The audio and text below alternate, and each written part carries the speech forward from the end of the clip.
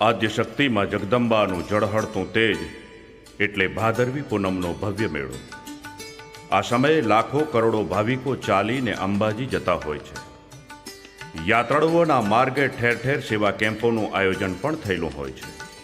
પણ શું તમે જાણો છો કે આ વખતે આપણે દરેક યાત્રાળુઓ તેમજ દરેક સેવા કેમ્પોમાં શું ધ્યાન રાખવાનું છે? આ વખતે આપણે મેળા પહેલાં આટલી બાબતે સભાન બની સહિયારો પ્રયત્ન કરીશું તો જરૂર આ ભાતીગળ મેળાને પ્લાસ્ટિક મુક્ત બનાવી શકીશું। જેમ કે પદયાત્રા દરમિયાન શક્ય બને તો ઘેરથી જ એક થાળી કે ડીશ અને એક ગ્લાસ સાથે જ થેલામાં રાખીએ અને એમાં જ ભોજન કે ચા પીવાનો આગ્રહ રાખીએ।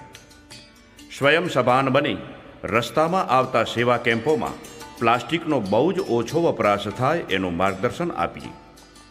પ્લાસ્ટિક ઉપયોગથી થતા નુકસાનનો સભાન પ્રચાર અને પ્રસાર કરીએ અને સેવા કેમ્પોમાં વપરાતા પ્લાસ્ટિકના કપ કે પછી અન્ય કોઈ વસ્તુમાં ચા નાસ્તો કરવાનું જાતે ટાળીએ। તો આવો સાથે મળી સંકલ્પ કરીએ કે આ વખતનો ભાદરવી પૂનમનો ભાતીગળ ભવ્ય મેળો સ્વયં જાગી તેમજ બીજાને પણ જગાડી પ્લાસ્ટિક મુક્ત બનાવીએ।